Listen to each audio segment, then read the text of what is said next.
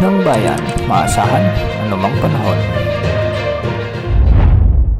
Magandang oras po sa ating lahat. Narito na ang update sa lagay ng ating panahon ngayon at sa magiging lagay ng panahon sa susunod na 24 oras. Sa kasalukuyan ay tatlong weather systems muli ang nakakaapekto sa ating bansa. Una rito ang shear line na nakakaapekto sa silangang bahagi ng Northern at Central Luzon. Nakakaapekto naman ang amihan sa ilang bahagi ng Luzon at ang easterlies na siyang nakakaapekto naman sa Visayas at Mindanao. Dahil nga sa easterlies o ang mainit na hangin mula sa dagat Pasipiko, asahan ang maalinsangang panahon at maulap na kalangitan na may mga kalat-kalat na pagulan at pagkidlat pagkulog sa bahagi ng Mindanao, ang Eastern Visayas, sa may Central Visayas, ang Negros Island region. Ang mga lugar na ito ay posibleng makaranas ng mga biglang pagbaha at pagguho ng lupa, lalo na kung may mga katamtaman at minsan ay malalakas na pagulan dulot ng easterlies.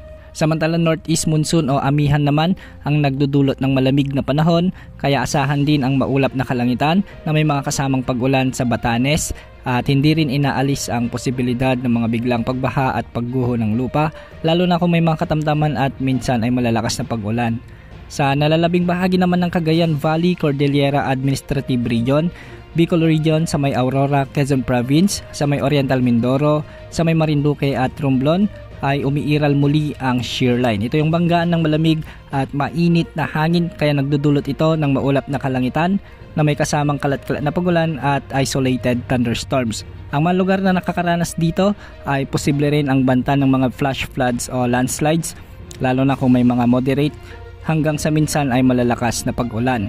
Samantala, dahil pa rin sa amihan o northeast monsoon, ay magiging bagyang maulap hanggang sa maulap naman ang papawirin na may mga kasamang kalat-kalat na mahihinang pagulan sa buong Ilocos region. Sa Metro Manila at nalalabing bahagi naman ng bansa ay localized thunderstorms naman ang magdudulot ng bahagyang maulap hanggang sa maulap na kalangitan na may kasamang isolated rain showers and thunderstorms. Kaya hindi rin inaalis ang banta ng mga biglang pagbaha at pagguho ng lupa, lalo na kung may mga umiiral na severe thunderstorms. Para naman sa lagay ng ating mga dagat baybayin, para sa mga pag-alon sa northern at western sections ng Northern Luzon ay posible ang hanggang 2.8 hanggang 5 meters na mga pag-alon.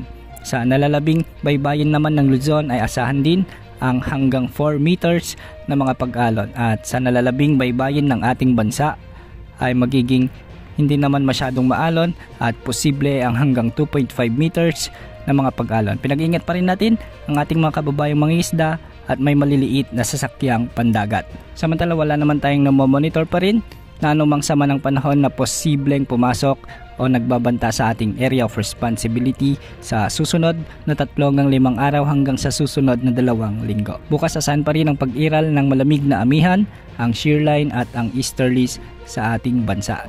Yan ang update sa lagay ng panahon. Ito pang weather update ng bayan, maasahan anumang panahon.